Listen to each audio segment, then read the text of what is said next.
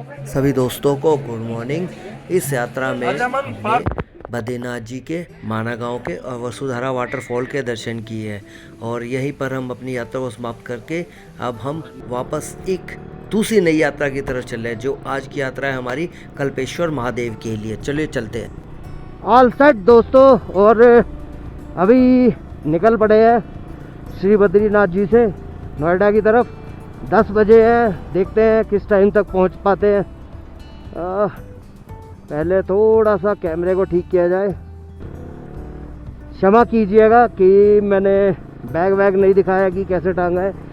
देखिए, मैं उतना उसमें नहीं रहता, ठीक है। और अभी तो बस यही है कि बैग को टांगा बाइक पर और निकल पड़े। 10:08 हुए हैं, ये देखिए। और जो अभी किलोमीटर है 10,745, और देखते हैं वहाँ तक कितना होगा। 11,000 से ऊपर तो चली जाएगी। यहीं से आप बद्रीनाथ जी के लिए एंटर करते ही ये सीमा है बद्रीनाथ जी की। यहाँ पे एंट्री और एग्जिट में गाड़ियों के नंबर लिखे जाते हैं कितने।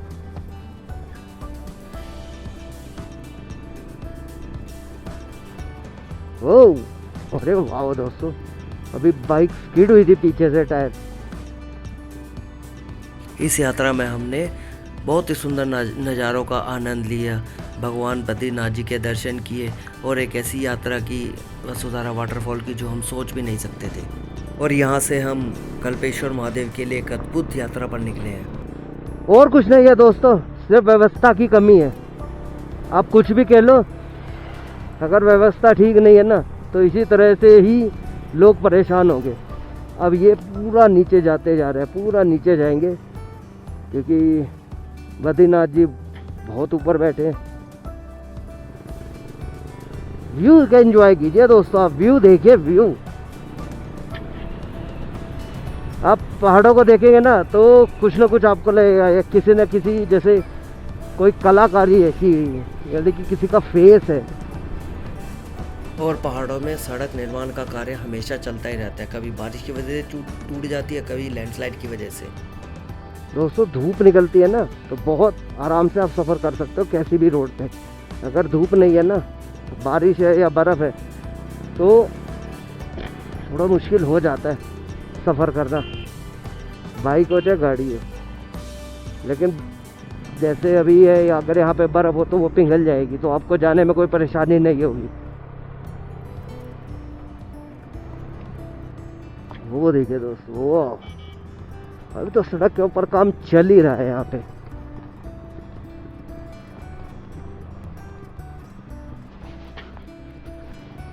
ठीक है, अभी ऊपर से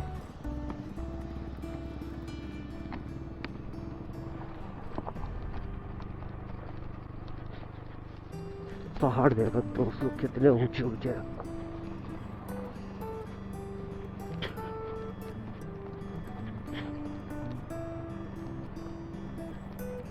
यहाँ पे अपने जो बाइक की है, ब्रेक कम यूज़ करके इंजन ब्रेक का यूज़ करना चाहिए, नहीं कि लोअर गियर में चलाओ तो बाइक के हिट होने के चांस हल्के से कम है, क्योंकि ब्रेक बहुत जल्दी गर्म होंगे।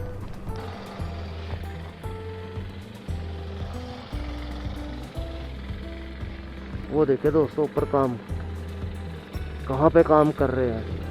बूम।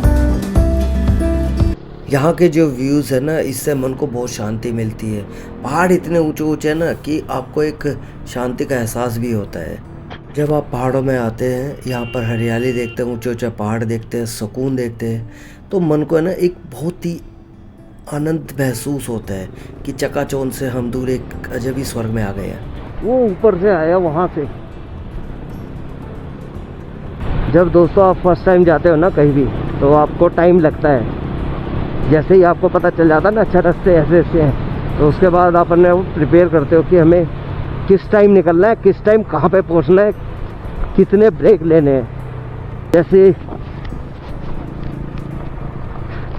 बद्रीनाथ जी के दर्शन ही है, अगर आपको करने हैं अच्छे से तो आफ्टरनून में जब मंदिर खुलता है 3 बजे के करीब कीजिए, तो आपको बहुत अच्छे दर्शन होंगे, बहुत अच्छे, भीड़ कम होगी और दर्शन भी अच्छे से होंगे। अभी तो फिर भी यहाँ पर सड़क निर्माण का कार्य बहुत तेज़ी से हो रहा है या हो चुका है, बट आप ये देखिए पुराने जब महाभारत के टाइम में जब भीम या पांडव आए होंगे तब यहाँ के हालात क्या होंगे। सर्दी तो बहुत ही ज़्यादा होगी। सो हमारे ब्रो बोले तो बॉर्डर रोड ऑर्गेनाइजेशन ने बहुत अच्छा काम किया। सैल्यूट उन सबको, सैल्यूट है उन सबको कि उन्होंने रोड्स बनाई है। तो रोड्स बनाने का एक फ़ायदा ये भी है कि हमारी जो आर्मी है, हमारे जो जवान हैं, हमारे जो रक्षक हैं, उन्हें इस चीज़ का फ़ायदा होना चाहिए सबसे ज़्यादा।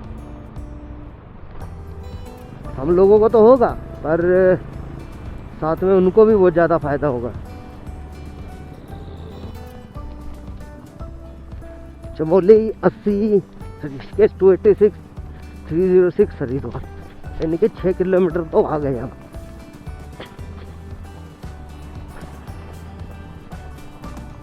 बीस मिनट में। स्पीड तो कम रहती है, जैसे टर्न्स भी बहुत है ना, तो यहाँ पर थोड़ा सा देखभाल के चलना पड़ता है। हेलमेट का प्रयोग अवश्य करेगा। वाकई में आप कह सकते हैं कि बद्रीनाथ जी एक दूसरा वैकुंठ है। यहाँ पर आप आकर आपके सारे पाप नष्ट हो जाते हैं और आप जीवन में बहुत शांति का अनुभव करते हैं। जब भी आप कहीं पहाड़ों पर जाए या कहीं पर भी जाए घूमने के लिए, तो प्रॉपर अपना जितना भी है ना ट्रैवल वो कीजिए और फोकस कीजिए कि आप अपने मन को शांत रखें और जहाँ पर घूमने आए हो वहाँ पर आप उस लोकेशन का आनंद ले सकें। और ये आ गए हम हनुमान चट्टी। आपने पुरानी कथा तो सुनी होगी जहाँ पर हनुमान जी ने अपनी पूंछ के द्वारा भीम का रास्ता रोका था और भीम को जो अपनी ताकत पर घमंड था वो चकनाचूर किया था। ये वही स्थान है दोस्तों।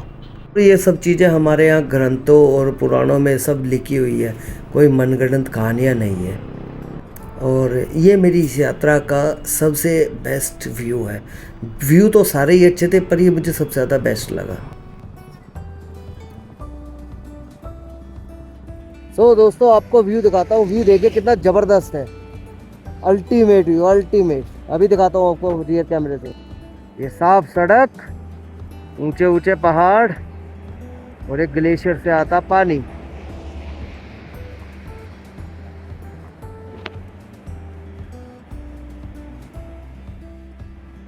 ये नीचे नदी बहती है और पहाड़ देखिए कितने ऊंचे ऊंचे।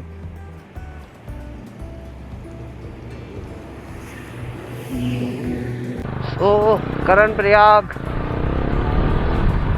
109 किलोमीटर, देव प्रयाग 207, ऋषिकेश 284, हरिद्वार 304।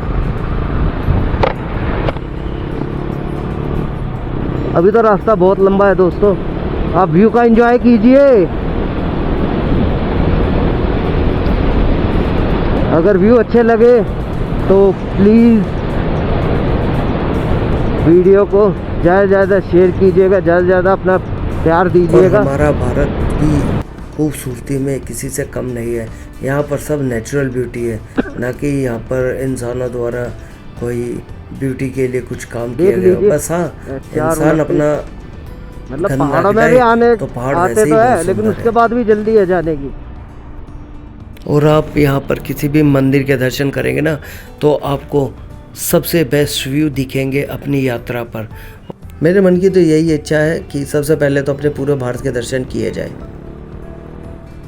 तलहटी पे आ गए यहाँ पे। अरे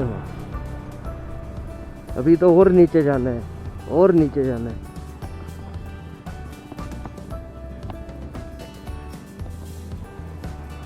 $90 डिग्री पे सड़कें बनी हुई है यहाँ पे। आप पहाड़ों पे ऊपर जा रहे हो।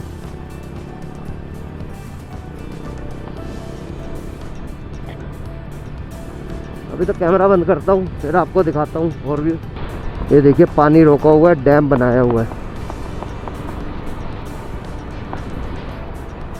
ये देखिए,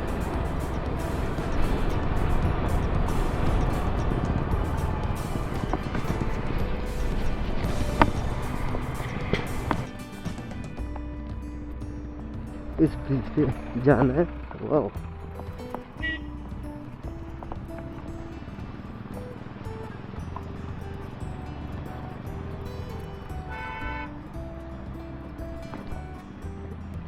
वो कभी बंद नहीं होगा।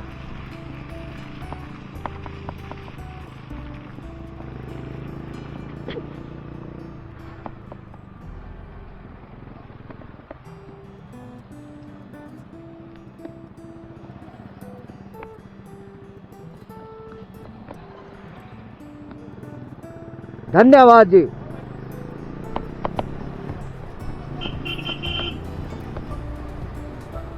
ये बहुत संकरा रोड है, सिंगल ही है, तो एक बार में एक ही गाड़ी आ सकती है या जा सकती है। तो दोस्तों अभी मैं जोशीमठ से आया हूँ, निकला हूँ, तो वहाँ जो अपने गार्ड होते हैं पुलिस वाले, मैंने उनसे बात की कि होली में क्या है देखने का। तो उन्होंने कहा अभी कुछ नहीं है, ना तो बर्फ़ है, आप जाओगे वहाँ पे सिर्फ आपको सूखी ठंडी मिलेगी, बाकी कुछ ऐसा देखने को मिलेगा नहीं, तो आप अपना टाइम ही ख़राब करोगे। तो हमने होली को किया स्किप, और ये एक अच्छा सा वाटरफॉल है, ये देखिए, आप इसके मज़े लीजिए, आप इंजॉय कीजिए और प्रकृति का आनंद लीजिए। होली तो कभी बाद में भी देखेंगे, अभी आपको दूसरे कैमरे से दिखाता हूँ।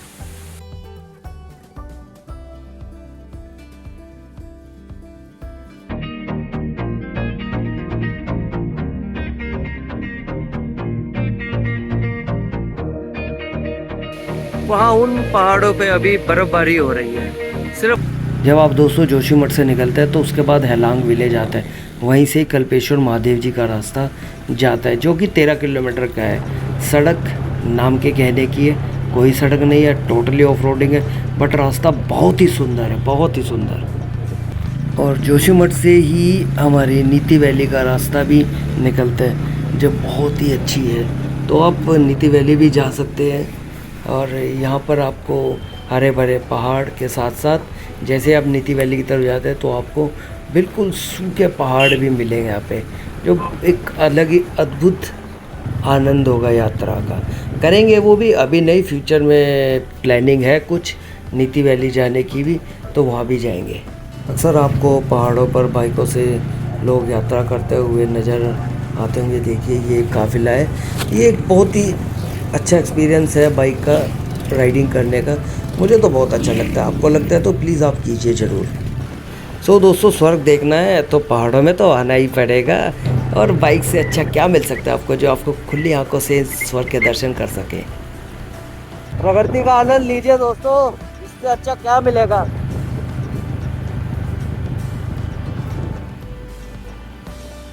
तो दोस्तों जब मैंने जोशीमठ को क्रॉस किया, जोशीमठ से आगे निकला, तो हेलांग गाँव ज़्यादा दूर नहीं है जोशीमठ से, बट हाँ कन्फ्यूज़न रहती है कि कहीं वो रास्ता निकल ना जाए, तो आपको वापस आना पड़ेगा। तो बस यही सोच में था कि कहाँ है वो रास्ता। ये आपको सामने गांव दिख रहा है ना, यही हेलांग है, और यहीं से ही रास्ता करता है कल्पेश्वर महादेव जी के लिए, जो कि एक बहुत ही अच्छी जर्नी होने वाली है।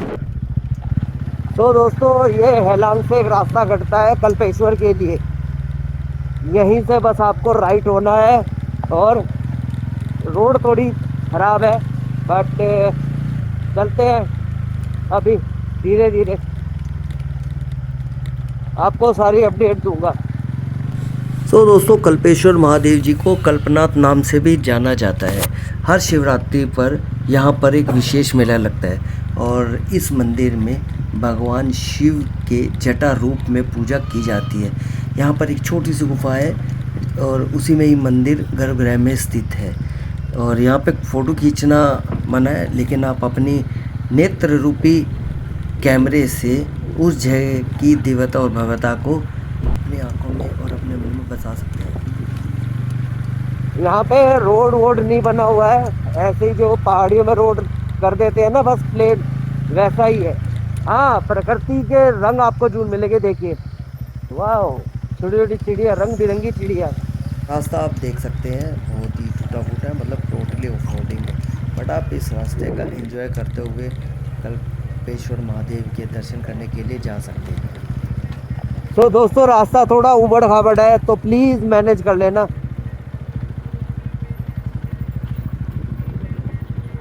पूछते हैं किसी से कल्पेश्वर का यही है रास्ता या कोई दूसरा है।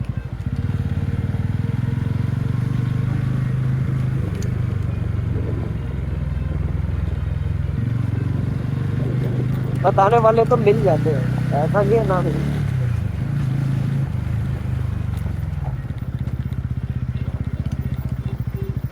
ये कल्पेश्वर के लिए यही है ना,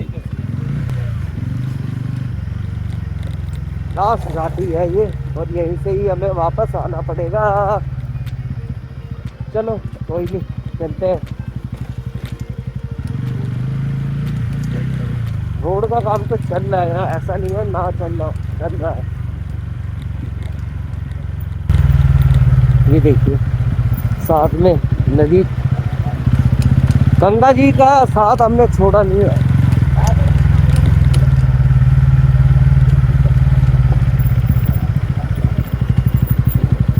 और गंगा जी का साथ छोड़ रहे हैं भी, क्योंकि गंगा मैया की तो देन है सारी।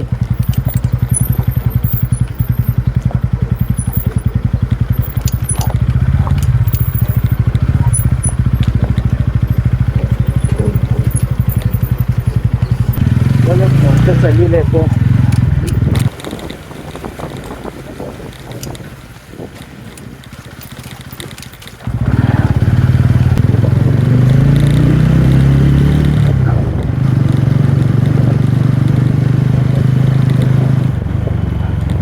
तो दोस्तों ये तो पहाड़ के ऊपर ही चढ़ रहे हैं, क्योंकि भोले बाबा जी बैठे हमेशा ऊपर ऊंची ऊंची पहाड़ियों में, ऊंची ऊंची वादी में बसते हैं भोले शंकर, सुना ही होगा आपने। बस यही देखिए, अब पंच केदार में से 3 केदार मैंने कर दूंगा आज, ऊपर वाले की दया रही तो। चलते चलते आपको एहसास होता है कि आप पहाड़ के ऊपर चल रहे हो, एक तरफ आप पहाड़ के ऊपर चल रहे हो और दूसरी तरफ आपके खाई है, मतलब थोड़ा सा बैलेंस और सीधा गए। कल्पेश्वर महादेव उर्गम घाटी में पड़ता है, जो कि चमोली उत्तराखंड में स्थित है। यहाँ पर आपको बहुत कम ट्रैफिक मिलेगा, मतलब लोग तो आते हैं लेकिन बहुत कम दिखते हैं इस रास्ते पर, क्योंकि एक तो रोड नहीं है, ऊपर से ऑफ रोडिंग है, समझ सकते हो आप। पंच केदारों में से सबसे आखिरी केदार यही है जहाँ पर आप अपने व्हीकल से पहुँच सकते हैं। पूरे साल बाकी 4 केदार पर बर्फ़ रहती है, लेकिन आप यहाँ पर 12 महीने आ सकते हैं। अब आप किसी से पूछते हैं कि कल्पेश्वर महादेव कितना रह गया है, तो सब अंदाजे से बोलते हैं 12-13 या 7-8 किलोमीटर। तो हमने भी यहाँ किसी से पूछा तो उन्होंने 12-13 ही बताया। सब अंदाजा लगाते हैं, बोले 12-13 ही होगा। चलो चलते हैं। इस मंदिर का निर्माण महाभारत के समय पांडवों के द्वारा किया गया था। कल्पेश्वर मंदिर के निर्माण की कथा के अनुसार जब पांडव महाभारत का भीषण युद्ध जीत गए थे, तब गोत्र हत्या के पाप से मुक्ति के लिए भगवान शिव के पास गए, लेकिन शिव उनसे बहुत ही क्रुद्ध थे। ठंडक अच्छी खासी हो गई है यहाँ पे भी, उतनी नहीं जितनी बद्रीनाथ में, तो बट हाँ ठंडक है।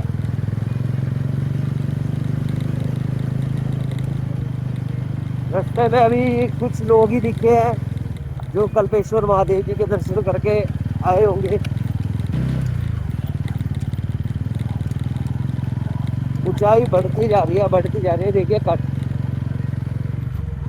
जैसे जैसे दोस्तों आगे बढ़ रहे थे, एक तो ऊंचाई बढ़ रही थी, ऊपर से जंगल का एरिया और सोलो, डर भी लग रहा था, लेकिन जब कुछ दिखता था ना तो मन में ना थोड़ी सी हिम्मत आ जाती थी। जैसे अब ये गांव दिखा है तो यहाँ पर मुझे बहुत ही अच्छा महसूस हुआ कि यहाँ पे लोग भी दिखे, और जैसे ही जंगल की तरफ जाते थे तो थोड़ा सा डर लगता था।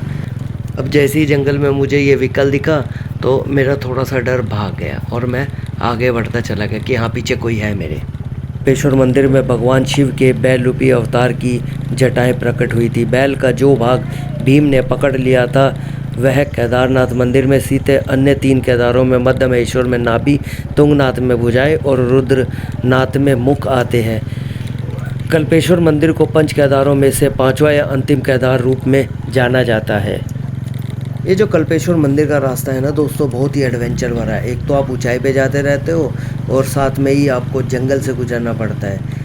अकेले में थोड़ा सा डर लगता है, बट हाँ, आप भगवान भोलेनाथ का नाम लेकर अपनी यात्रा को शुरू रखें और आप पहुंच जाएंगे। तो दोस्तों, एक मैंने डिसीजन ये लिया था कि मैं ओली ना जाकर कल्पेश्वर महादेव जाऊंगा। और अभी तक तो वर्थ लग रहा है सब कुछ, कि लोकेशन एकदम बिल्कुल रिमोट पे, और ये आखिरी घाटी है जहाँ पे कल्पेश्वर महादेव जी है। आइए आपको व्यू दिखाता हूँ एक से एक। ये यहाँ से ऊपर जाना है और ये देखिए व्यू।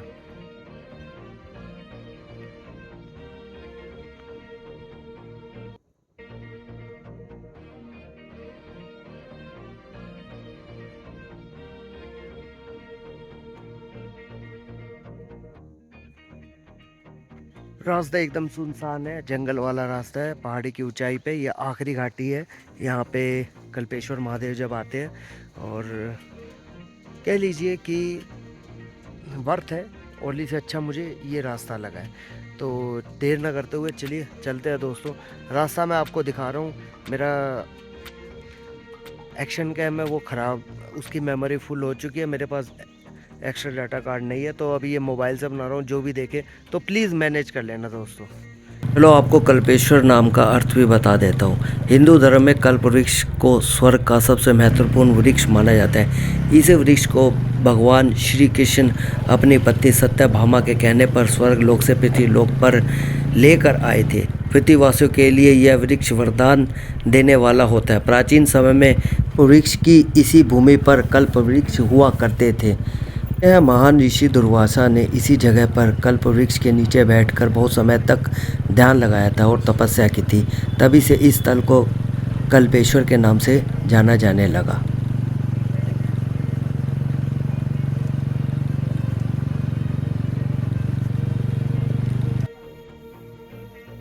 आई थिंक उसी गांव में हमारे महादेव है, इस गांव में।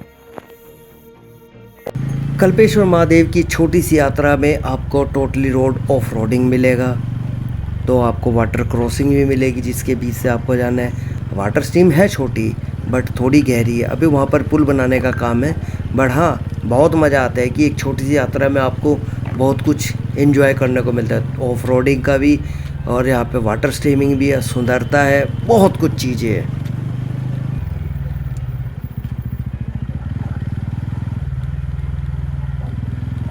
जिन वाटर क्रॉसिंग की मैं बात कर रहा था, ये उनमें से एक है।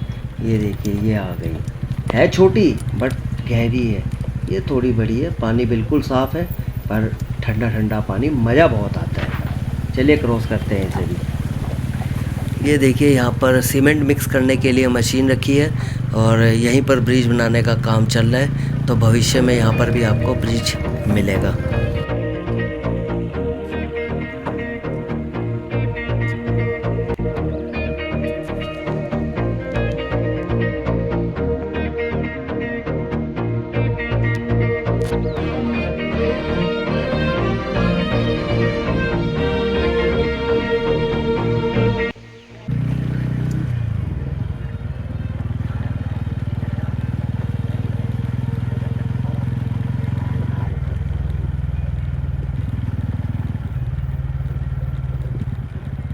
और होम स्टे भी आपको मिलेंगे।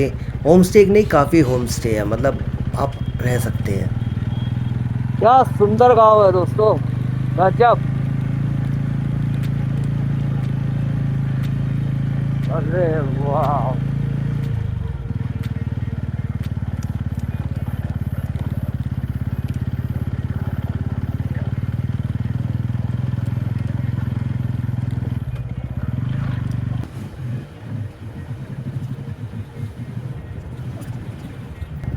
कहाँ से लगी है पंचकेदार, मुझे नहीं पता।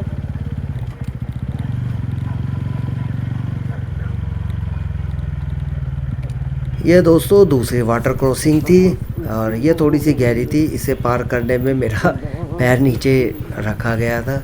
बट हाँ, ये एक अच्छा एक्सपीरियंस है कि आप छोटी छोटी चीज़ों से ही हर चीज़ सीखते हैं।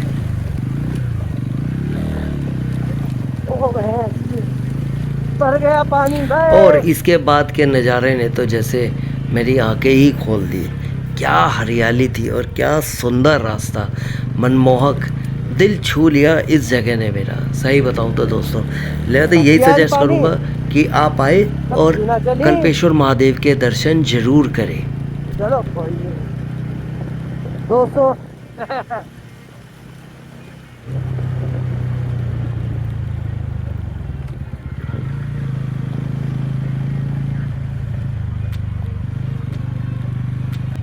अब यहाँ पर ट्रैफिक देखकर लगने लगा था कि महादेव के मंदिर में हम पहुँचने ही वाले हैं। कुछ ही दूरी पर था इस सुहाने सफ़र को, जहाँ पर हमें थोड़ा सा विश्राम देना था और महादेव के दर्शन करने थे। और ये देखिए क्या सुंदर दुर्लभ नज़ारा सामने।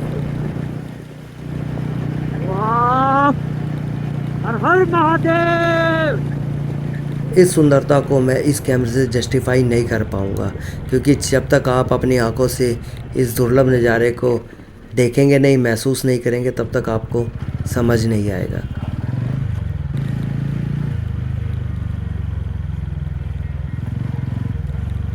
वाह मेरे महादेव।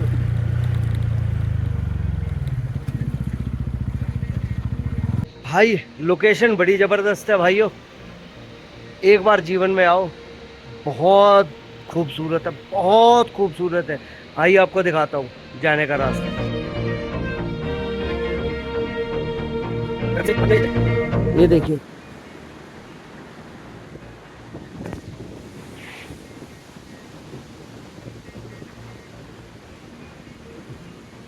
एक तरफ ये झरना और नीचे ये नदी बहती हुई, ये पुल, और ये देखिए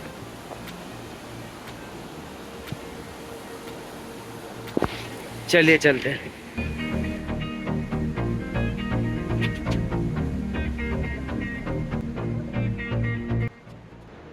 ये और वो हमारे महादेव ऊपर, चलते हैं वहाँ पे भी महादेव के दर्शन करने।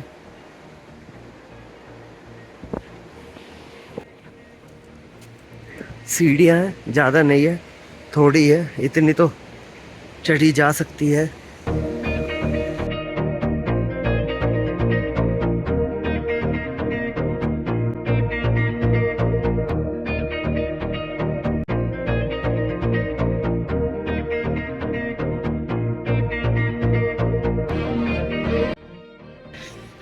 ये पहुंच गए महादेव के पास। जय हो, हर हर महादेव।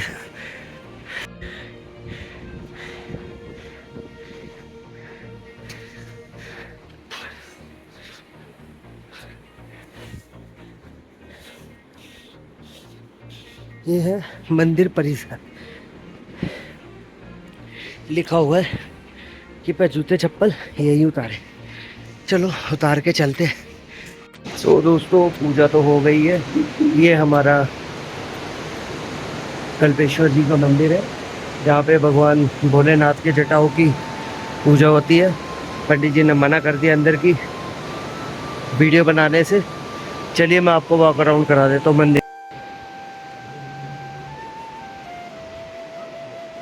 यहाँ मंदिर के प्रांगण में छोटे छोटे मंदिरों में शिवलिंग बने हुए हैं, आप भी दर्शन कर लीजिए कल्पेश्वर महादेव में। ये देखिए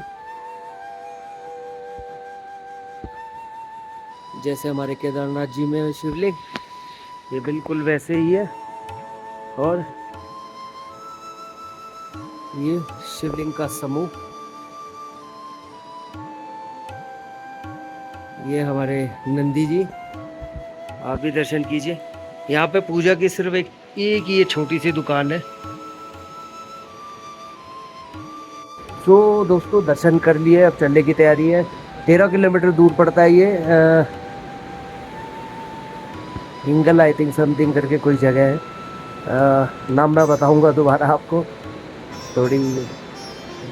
और जगह बहुत शानदार है, एकदम शांति है, कोई नहीं आता। पंच केदार जैसे केदारनाथ में तुंगनाथ जी में रश रहता है ना, यहाँ पे बिल्कुल नहीं है रश, बिल्कुल भी नहीं है। अभी मैं सिर्फ अकेला हूँ पूरे मंदिर में, बाकी दूसरा कोई नहीं है। और ये मेरे भोले बाबा जी की असीम कृपा है कि उन्होंने मुझे यहाँ तक बुलाया क्योंकि उन्हीं के कहने पे ही हम जाते हैं और वही हमें बुलाते हैं। हम खुद से कुछ नहीं करते, उन्हीं की उन्हीं की कृपा है कि हम यहाँ तक आए हैं। चलिए अभी चलते हैं। और आज हमारा ये तीसरा केदार भी हो गया। अब सिर्फ रुद्रनाथ और मध्य महेश्वर जी है, उन्हें भी जल्द करेंगे, नेक्स्ट ईयर में करेंगे, क्योंकि अभी तो मौसम भी सर्दियों का, तो बर्फ़बारी पड़ चुकी होगी। तो अभी सी दिस रेनबो दोस्तों, वाह, पत्थर का कलर भी वैसा ही लग रहा है। बहुत औसम प्लेस है, बहुत औसम प्लेस है, ये देखिए।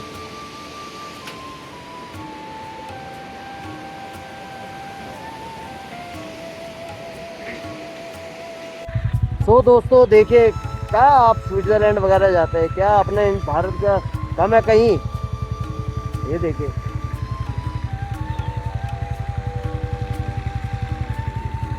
इतनी शांति मैं आपको बता नहीं सकता।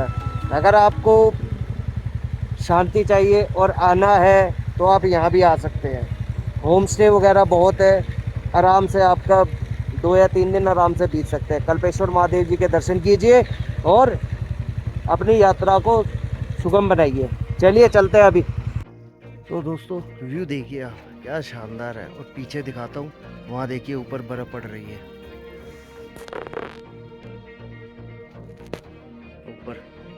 इससे पहले कि बारिश में मुसीबत बने अपने लिए, तो निकलते हैं यहाँ से।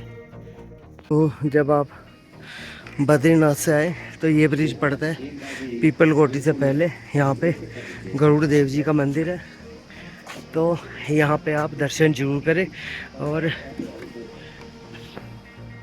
नीचे ये गरुड़ गंगा बह रही है, इधर से लक्ष्मी नारायण जी का मंदिर है।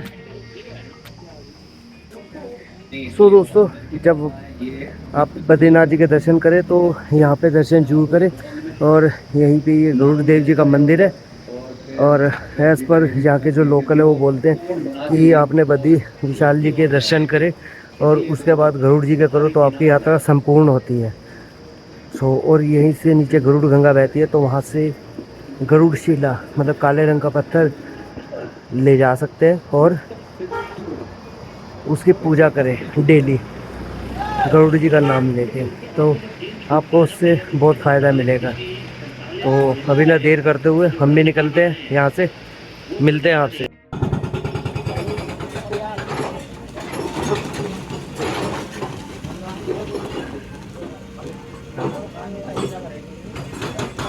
सो ये दोस्तों, ये है संगम कर्णप्रयाग में। रास्ता उधर से है, पुल के उधर से, मंदिर भी उधर है।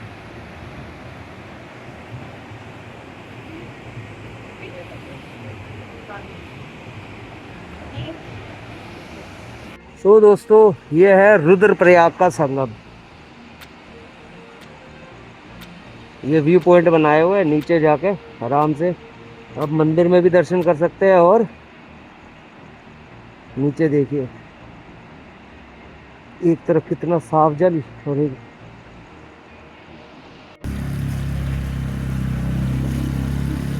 धन्यवाद जी।